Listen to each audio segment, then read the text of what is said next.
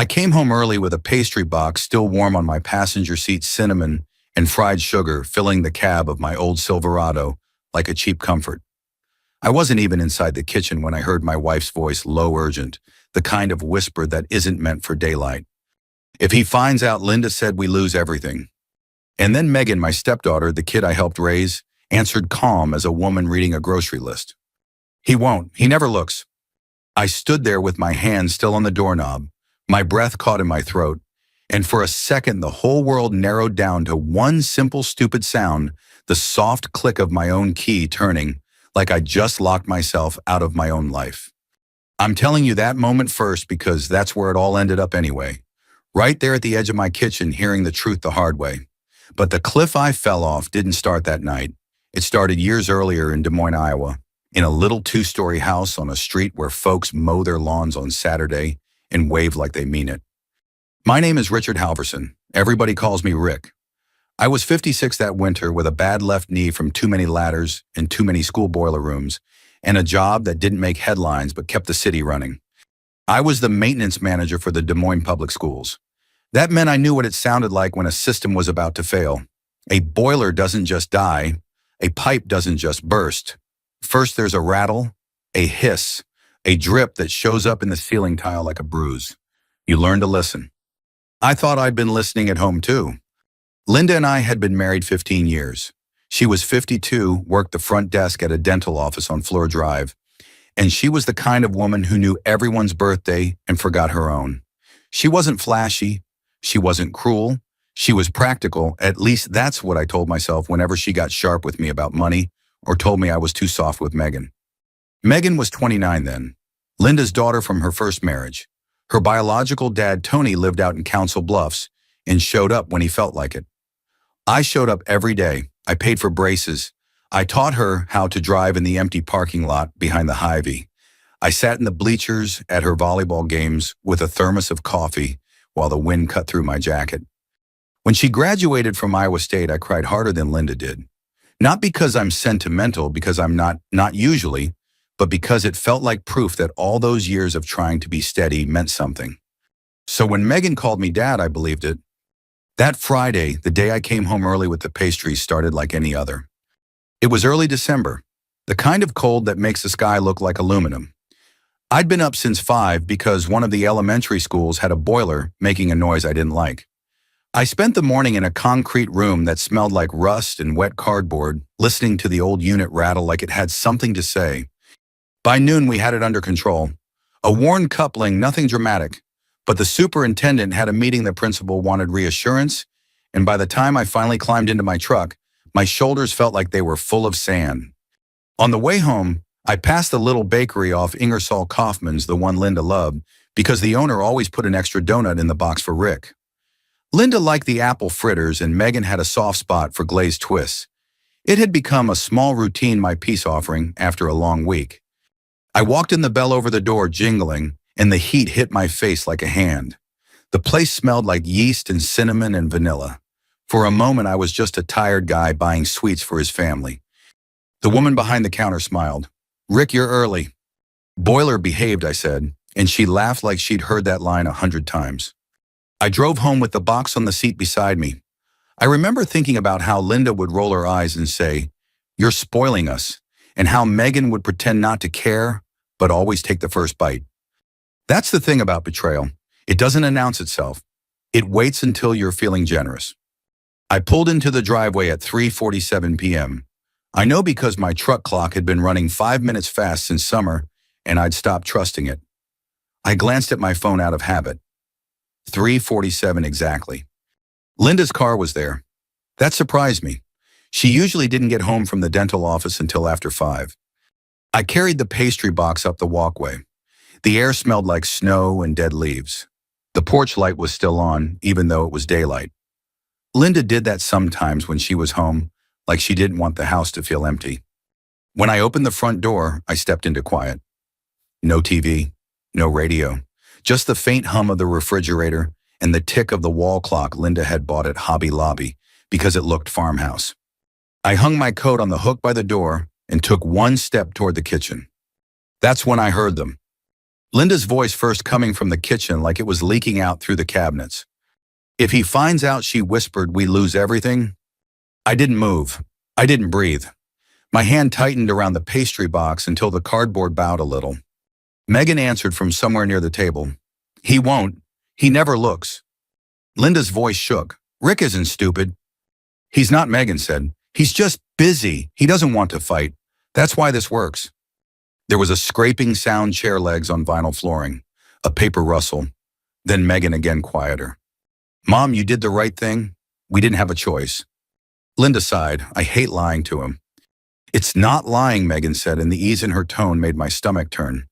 It's protecting him, protecting us. I stood there like I'd been turned to stone. The kitchen doorway was just ahead, but I couldn't bring myself to step into it. Part of me wanted to burst in and demand answers. Another part, the bigger part, wanted to back out of my own house and pretend I'd never heard my name spoken like that. I glanced down without meaning to, and that's when I saw it. On the edge of the kitchen counter, half covered by a dish towel, there was a folder, a manila folder with a bright blue sticky note stuck on top. The note had my name on it in Linda's handwriting. Rick, do not move. My throat went dry. Linda's voice went on. What if Frank at the credit union calls? What if they mail something? Megan made a sound like she was annoyed. They won't call the house. Everything's online. And you already changed the mailing address. Change the mailing address. My mind tried to grab hold of that phrase, but it slipped through my fingers like smoke. I felt my heart beat in my ears. I could taste the sugar in the air from the pastry box, and suddenly it made me sick. Linda spoke again, and there was panic in it. Megan, please tell me you're sure this paper is okay, that the signature is fine, Megan cut in. It looks like his. He signs 1,000 work orders a week. You think he's going to compare it? Signature. My knees went weak. I swallowed and the sound felt loud inside my own head. Linda lowered her voice even more. If he finds out, we lose everything. And then like a bad echo, Megan repeated it back with a kind of confidence that made me colder than the Iowa winter outside. He won't. I should tell you something about me. I'm not a yeller. I'm not a man who throws punches or smashes dishes. I spent my whole life fixing things, and you don't fix anything by slamming a wrench around. You fix it by staying calm, by figuring out where the leak is, by turning off the water before the whole place floods. So I did the only thing my body would let me do in that moment. I stepped back. The floorboard under my boot creaked. Both voices stopped instantly. Silence fell over the kitchen like a blanket. I froze. My heart hammered so hard I thought they'd hear it. Then Linda called out, trying to sound normal.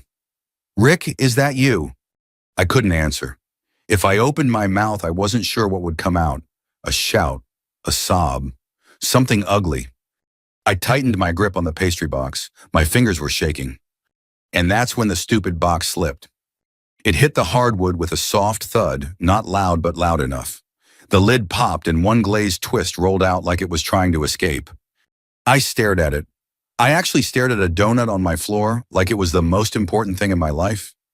Because right then I needed something simple to focus on, something I could fix. I bent down slowly, my knee complaining, and picked up the twist. Sticky glaze clung to my thumb. Behind me, footsteps approached. Linda's slippers soft on the wood. I didn't look up. Rick, she said gently like I was a skittish dog. Honey, you're home early. I set the donut back in the box. My hands were clumsy. The box was smudged now, like my whole afternoon. Yeah, I managed my voice coming out rough. Boiler issue, got it handled. Linda knelt beside me, helping close the lid. She smelled like peppermint toothpaste and laundry detergent. Oh, she said too bright. That's good. I still didn't look at her. I couldn't, not yet. Over her shoulder, I saw Megan in the kitchen doorway. She had her arms crossed, her face blank, but her eyes were sharp, measuring, calculating. She smiled and it didn't reach her eyes. Hey, Dad, she said. Dad. I felt something inside me shift, not break all at once, but slip like a bolt coming loose. Hey, I said back, and I hated how normal I sounded. Linda stood up, smoothing her sweater. You didn't have to bring pastries. They were there, I said. I cleared my throat. Thought you'd like them. Megan walked over and reached into the box like nothing had happened, like I hadn't just heard her talk about forging my signature. She grabbed an apple fritter and took a bite. She said, mouthful. Still the best in town. I watched her chew, and I realized something that made my stomach twist harder than the cold outside ever could. They were acting, and I was the only one who didn't have a script. So I nodded once like I was fine, like I believed them. Then I picked up the pastry box and carried it into the kitchen right past the manila folder with my name on it, right past the blue sticky note that said, "Do not move." I set the box down on the table and forced myself to smile. Inside my head, though, a different kind of voice had started up, quiet, steady, and colder than Linda's whisper. "Okay, Rick, find the leak. Turn off the water. Then make them watch what happens when you do." I didn't sleep that night, not in the way people mean when they say they tossed and turned. I lay there flat on my back staring at the ceiling fan as it made one slow, tired circle after another, listening to Linda's breathing beside me like it was coming from another house. Every few minutes, my mind replayed the same words over and over. If he finds out, we lose everything. At some point after midnight, I slid out of bed without waking her. The floor was cold on my feet. I stood in the hallway for a long moment listening, making sure both Linda and Megan were asleep. When you've worked maintenance as long as I have, you learn the sound of a building at rest. The house was quiet in that deep, honest way. No footsteps, no voices, just the tick of the thermostat kicking on. I went into the spare bedroom we used as an office. The door creaked just a little. I winced and paused, heart pounding, but nothing stirred. I turned on the desk lamp and shut the door behind me. The light fell on a mess I'd ignored for years, stacks of old tax returns, instruction manuals for appliances we no longer owned, birthday cards Linda couldn't bring herself to throw away. In the corner sat the filing cabinet, a dented gray thing I'd picked up from a surplus sale at the school district for $20. I pulled open the top drawer. Folders slid against each other with a dry whisper. Utilities, insurance, medical, mortgage. My fingers hesitated on that last one. "Easy," I murmured to myself the way I did when loosening a rusted bolt, slow and steady. I took the mortgage folder out and laid it flat on the desk. The original paperwork was there, just like it should be. My signature, Linda's signature dates I remembered. I felt a small, foolish surge of relief. See, my brain tried to say, "You're imagining things." Then I opened the second drawer. That's where the newer stuff was. A thick envelope from the credit union folded tight. A printed statement with a logo I recognized immediately, Midwest Community Credit Union, the same place Linda and I had banked since before Megan got her driver's license. My eyes went straight to the words printed in bold.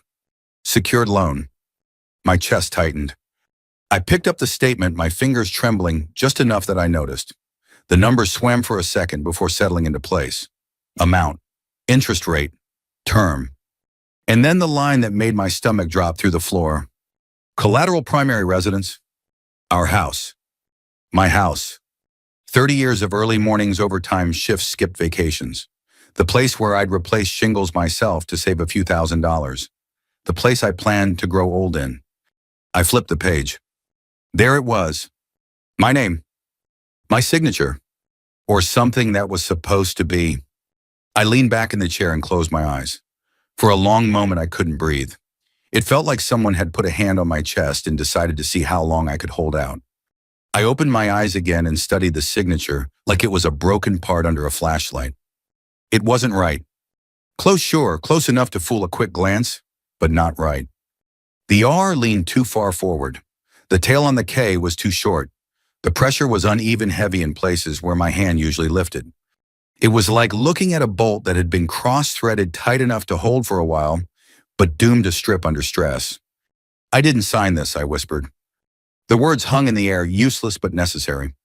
I kept digging. Another statement, then another. Email printouts, an address change confirmation. Megan's apartment address. I checked the date on that one and felt something in my chest go cold. 3 months ago. 3 months they'd been doing this behind my back. I glanced at the door, half expecting Linda to burst in and demand to know what I was doing, but the house stayed quiet, indifferent. I thought about waking her, shaking her, forcing her to explain. But I didn't, because another thought had crept in, slow and heavy. If I let them know I know, I lose control. And control was the only thing keeping the whole system from blowing apart. By the time the sun came up, my eyes burned and my head throbbed. I put everything back exactly where I'd found it. The folders went back in the same order.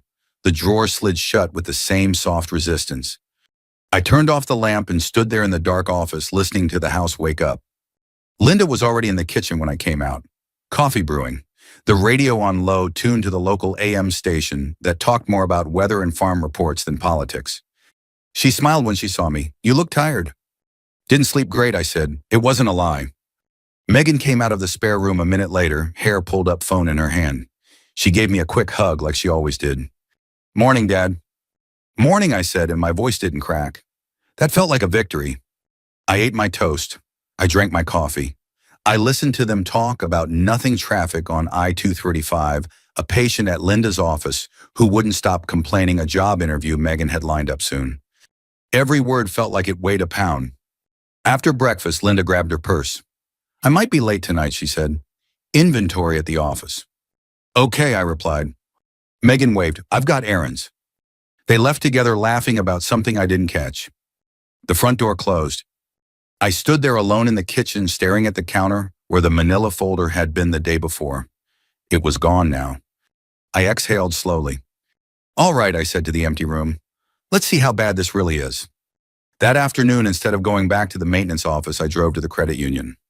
Midwest Community Credit Union sat in a low brick building near a strip mall, same as it always had. I'd walked in there 100 times without thinking twice. This time my palms were slick on the steering wheel. Inside it smelled like carpet cleaner and printer toner. A flat-screen TV in the corner played muted news. I didn't go to the counter. I sat in the waiting area with a copy of a pamphlet about retirement accounts and watched people come and go. A young couple opening their first checking account. An older woman cashing a check. Ordinary life moving along like nothing was wrong. Finally, I recognized a man stepping out of an office down the hall. Frank Dwyer. He was older than me, early 60s, with thinning gray hair and a gait that suggested his knees complained as much as mine. We'd known each other for years, not well, but enough. His son had gone to one of the schools I managed, and we'd crossed paths at the VFW post more than once. I stood. "Frank," I called softly. He looked up, squinted, then smiled. "Rick Halverson. Haven't seen you in a bit." "Got a minute?" I asked. He studied my face for half a second longer than polite. "Yeah," he said slowly. "I think I do." He waved me into his office and shut the door. "What's going on?" he asked, leaning back in his chair. I took a breath. I didn't dump everything on him. I just slid the loan statement across the desk. Frank's eyes dropped to it. His smile vanished. He read once, then again. "Did you sign this?" he asked. "No," I said. He nodded like he'd expected that answer. I thought not. That scared me more than anything else. He leaned forward. "How long have you known?" "Less than a day," I said. "How bad is it?" Frank sighed. "Depends on what you do next." He tapped the paper. "This isn't nothing, Rick, but it's not the end either. Not yet." I felt my shoulders sag just a little. They said I stopped myself. I overheard them. My wife and stepdaughter. They think if I find out we lose everything. Frank shook his head. "People say a lot of things when they're scared." He met my eyes. "You don't lose everything by finding out. You lose everything by doing nothing." I sat there, hands clenched together, and felt something shift inside me again. Not break. Set. I left the credit union an hour later with my head full of terms I'd never wanted to learn and one clear understanding. This wasn't a leak you ignored and hoped would stop on its own. This was a rupture. And if I didn't shut it down the right way, it was going to flood everything I had left. Frank didn't try to scare me. That came later on its own. What he did that afternoon was worse in a quieter way. He explained things calmly, like a man showing you a cracked beam and trusting you to understand what it meant. He leaned back in his chair, hands folded on his stomach. "First thing you need to know, Rick, is this isn't just about a signature. It's about disclosure." "Disclosure," I repeated. He nodded. "When you use a primary residence as collateral, every party with ownership has to be fully informed. Not just sign, informed. If that didn't happen, if material information was withheld, there's a problem. A big one." I stared at the paper on his desk. "So what do I do?" Frank didn't answer right away. He stood up, walked to the window, and looked out at the parking lot, where a couple was arguing quietly beside a minivan. Before I answer that, he said, "Let me tell you something." He turned back to me, his expression softer now. "You're not the first man to sit in that chair with that look on his face." I glanced up. "You?" Frank snorted once without humor. "Yeah, me." He sat back down slowly. 20 years ago, my ex-wife took out a line of credit using our house. Said it was for renovations, kitchen, bathroom, all that. Turns out it was to keep her brother's business afloat. I didn't know until a notice came in the mail with my name on it. My chest tightened. "What happened?" "I froze," he said. "Same as you. Thought if I didn't move, maybe it wouldn't get worse." And it got worse, he said plainly. I waited, I trusted. And by the time I acted, the damage was already baked in. He leaned forward. "I'm telling you this so you don't make my mistake." The room felt smaller all of a sudden. Frank tapped the desk. "Here's the good news. You caught this early, and you didn't confront them yet." "I almost did," I admitted. "I know," he said. "Most men would have. That's where things go sideways." He reached into a drawer and pulled out a yellow legal pad, sliding it toward me. "Write this down." I picked up the pen with fingers that still didn't feel entirely steady. "Step 1, Frank said. You don't tip your hand. Not to your wife, not to your stepdaughter, nobody." I wrote. "Step 2, he continued, you educate yourself. Don't rely on me. Don't rely on a lawyer alone. You need to understand what's happening so you don't get pushed around." I looked up. "How?" "Library," he said. "Public library. They've got consumer finance guides, plain English stuff. Look up secured loans, spousal disclosure forged or unauthorized signatures. Take notes." I nodded slowly. "Step 3, he said, you document everything. Copies, dates, screenshots. If it exists, you keep a record." And then I asked. Frank exhaled. "Then we talk about the credit union, internal review, formal complaint, maybe a lawyer, but only when you're ready." I sat back in my chair, the pad heavy on my knee. "What about them?" Frank's eyes flicked up. "That's the hardest part." He hesitated. "You're going to have to live like nothing's wrong for a while." I swallowed. "I don't know if I can do that." "You can," he said gently, "because the alternative is worse."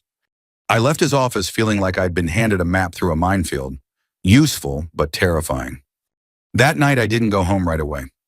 I drove past the VFW post on Army Post Road, the one with the faded flag out front and the parking lot that always smelled faintly of cigarettes and old oil. I almost pulled in out of habit, then kept driving. Instead, I went to the Des Moines Public Library downtown. It was quieter than I expected, warm, safe in a way my house didn't feel anymore. I sat at a long wooden table under a green-shaded lamp and started pulling books off the shelf. Consumer finance, home equity, borrower rights.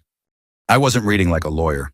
I was reading like a maintenance man, looking for patterns, weak points, places where things failed.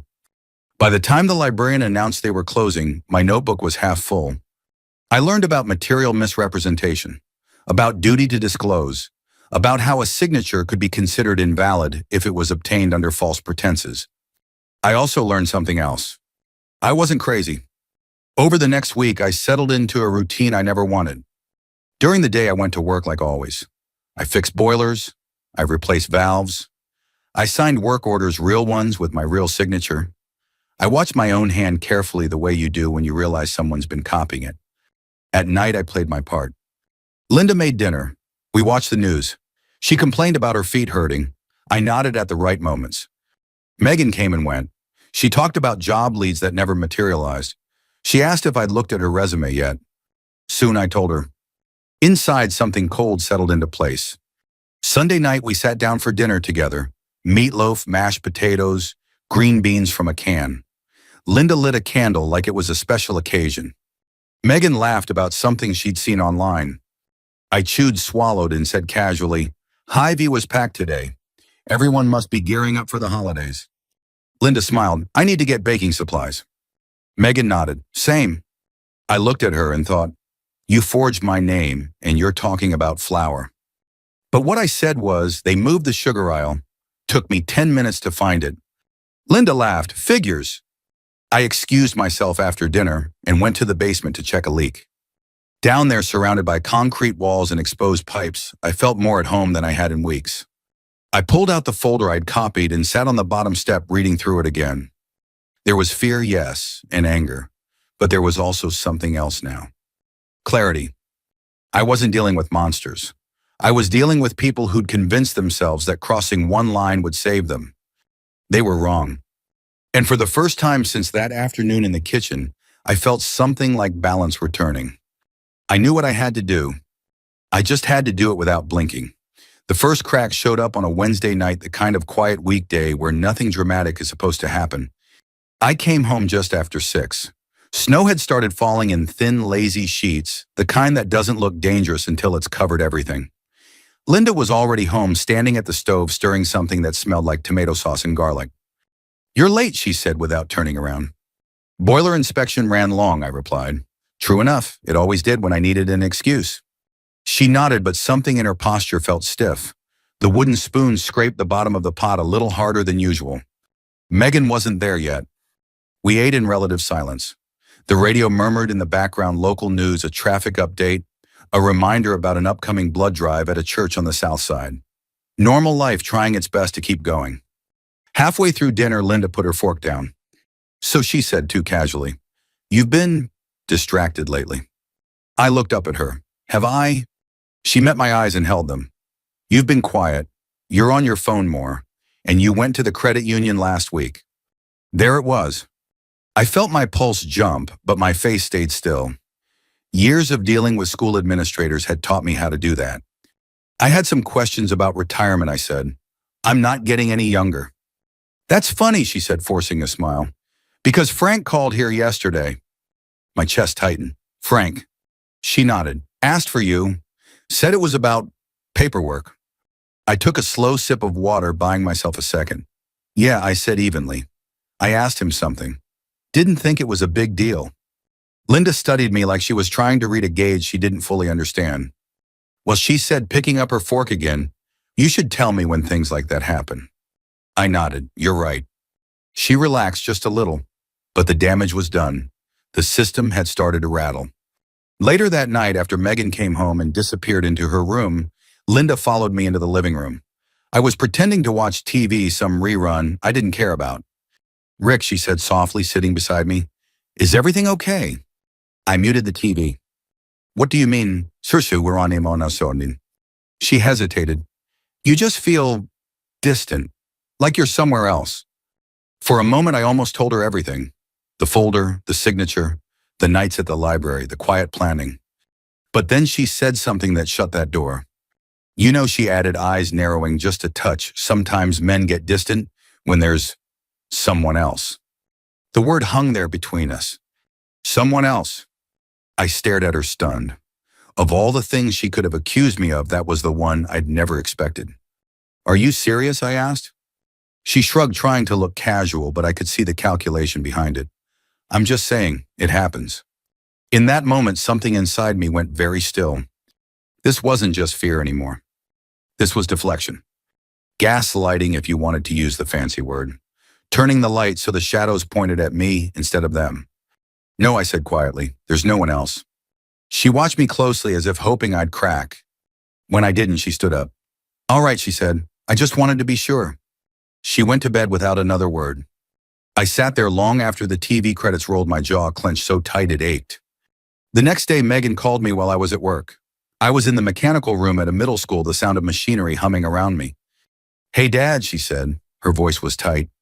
"Mom says you've been asking questions." "Just planning ahead," I said. There was a pause on the line. "You're not doing anything, are you?" she asked. I leaned against a concrete wall, the chill seeping through my jacket. "Doing what?" "You know," she said quickly, "anything that could complicate things." Complicate things. My hand tightened around the phone. Why would I do that? Another pause, then softer, almost pleading. "Because if this blows up Rick, I lose everything." There it was again. The same phrase. I closed my eyes. "Megan," I said slowly, "did you know my name was on those papers?"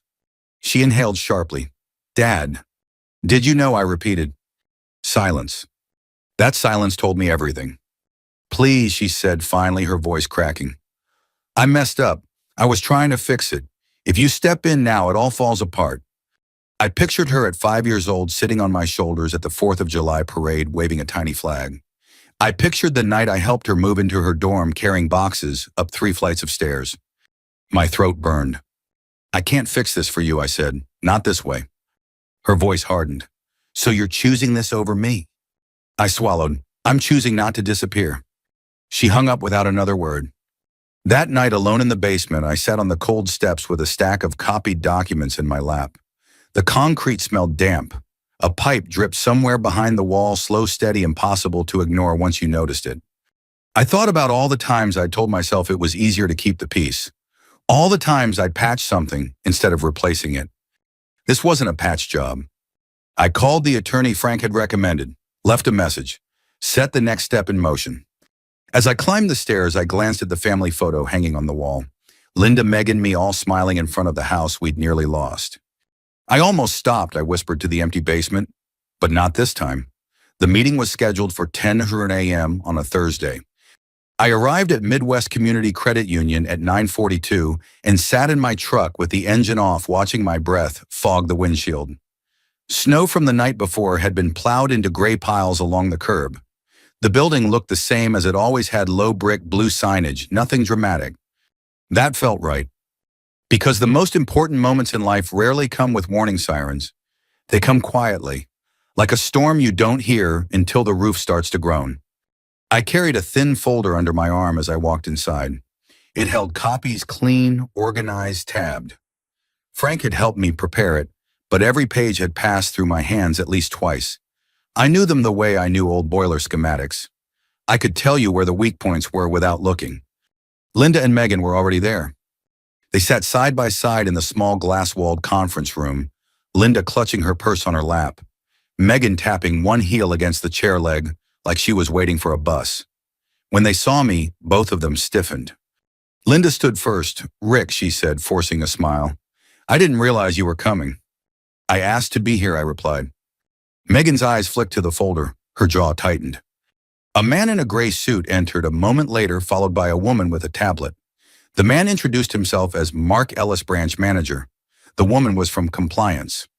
They shook hands, polite, professional. "Thank you all for coming," Mark said. "We're here to review a secured loan and address some concerns that were raised." "Concerns?" Linda glanced at me sharply. "What concerns?" I didn't answer. I took my seat and placed the folder on the table, sliding it forward an inch. Mark noticed. His eyes lingered on it. "We'll begin by confirming the loan details," he said, pulling up information on his screen. "This loan was issued 4 months ago, secured by the Halverson residence. Signatures on file from both homeowners." Linda nodded quickly. "Yes, that's correct." Megan said nothing. Mark turned to me. "Mr. Halverson, do you acknowledge this loan?" I folded my hands in front of me. My palms were damp, but my voice came out steady. "No," I said, "I do not." The room went very still. Linda turned toward me, eyes wide. "Rick, I never authorized this loan," I continued. "I was not informed of its purpose, and the signature attributed to me is not mine." Megan's heel stopped tapping. The compliance officer raised her eyebrows slightly. "Mr. Halverson, are you alleging forgery?" "I'm alleging misrepresentation," I said, "and failure of disclosure." Mark cleared his throat. "That's a serious claim." "So is using a man's home as collateral without his knowledge," I replied. Linda's face had gone pale. "Rick, please," she whispered. "We can talk about this at home." I looked at her, then really looked. "We are talking about it," I said. "Here, where it belongs." I opened my folder and slid out the first document. "This is my signature," I said, pointing to a work authorization form from my job. "And this is the signature on the loan." I placed them side by side. "You don't need to be a handwriting expert to see they don't match," I said. "Different pressure, different stroke. It's like a joint that almost fits, but not quite." The compliance officer leaned forward, studying the pages. Megan finally spoke. "Dad, I told you."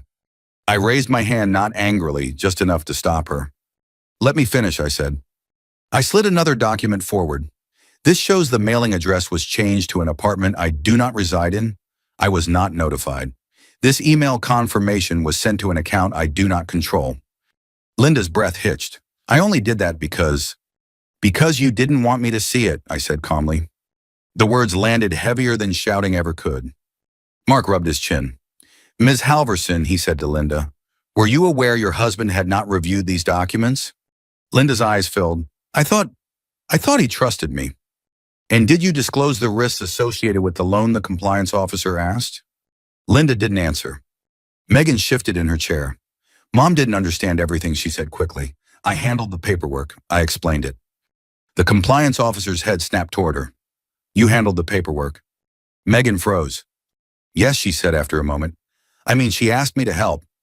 Were you aware the signature was not his? The compliance officer asked. The question hung in the air like a dropped wrench. Megan looked at Linda, then at me. I knew it might not be exact, she said quietly. But we needed the loan. The business was failing. If we didn't act fast. So you knew, I said. Her shoulders sagged. Linda covered her mouth with her hand. Megan, she whispered. You said. I said it would be fine, Megan snapped. I said he'd never know. There it was. Out in the open. No whispers. No kitchen corners. The compliance officer tapped a few notes into her tablet. Thank you, she said coolly. That answers several questions. Mark exhaled slowly. Given what's been disclosed, this loan will be frozen immediately pending investigation. There may be further actions required. Linda began to cry then, not loudly, just a quiet broken sound. Megan stared straight ahead, her face tight. I felt no triumph, no rush. Just a deep, steady sense of something being set right. I'm not here to punish anyone, I said. I'm here to stop the damage. I closed the folder. I can forgive, I added, meeting Megan's eyes. But fairness has to be enforced. No one argued. The meeting ended shortly after. Papers were collected, statements were made. Linda didn't touch me as we walked out. Megan rushed ahead, shoulders hunched. I lingered a moment, then followed. Outside, the air was sharp and clean. The sky was pale blue like it had been scrubbed. I stood on the sidewalk and let the cold bite my face. For the first time in months, I knew exactly where I stood. I didn't go home with them. Linda asked if we could talk right there in the parking lot, her voice thin and shaking, but I told her I needed time. And for once, I didn't explain myself. I didn't soften it. I just said it plainly, like a man calling in a work order. I need space, I said. We'll talk later. Megan didn't say a word. She kept her eyes on her phone like there was something urgent happening on that screen that required all her attention. I recognized that look now. It wasn't distraction. It was avoidance. I got in my truck and drove. Not far, just far enough to breathe. I ended up at Greenwood Park, the small one near the river. The snow muffled everything. A few geese stood around, looking offended by the weather. I sat on a bench, my hands shoved deep into my coat pockets, and let the quiet settle. For the first time since that afternoon in my kitchen, my chest didn't feel tight. The credit union froze the loan that same day. A formal investigation followed, statements, paperwork, lawyers talking in careful tones. It wasn't fast, it wasn't clean, but it was fair. Linda moved in with her sister for a while. Megan stopped coming by altogether. The house felt enormous without them. At first, the silence scared me. I'd spent most of my life filling quiet with responsibility, with fixing things, providing smoothing edges. Now there was nothing to fix but myself. So I started small. I packed up the spare room, the one that had turned into a paper graveyard. I donated boxes of old junk to Goodwill. I shredded documents I no longer needed. Each bag I carried out felt like a pound off my back. A month later, I put the house on the market. People were surprised by that. Frank asked if I was sure. Linda cried when she found out. Megan accused me of erasing the family. But here's the truth. Nobody likes to hear sometimes. The only way to save yourself is to walk away from what almost destroyed you. I bought a small one-bedroom apartment not far from work. Nothing fancy. Clean lines, new pipes.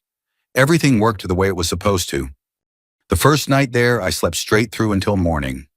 On my second weekend, I noticed the kitchen faucet had a slow drip. Just one drop every few seconds. Old me would have ignored it for weeks. This time, I fixed it right away. I shut off the water, replaced the washer, tightened everything down until it fit the way it should.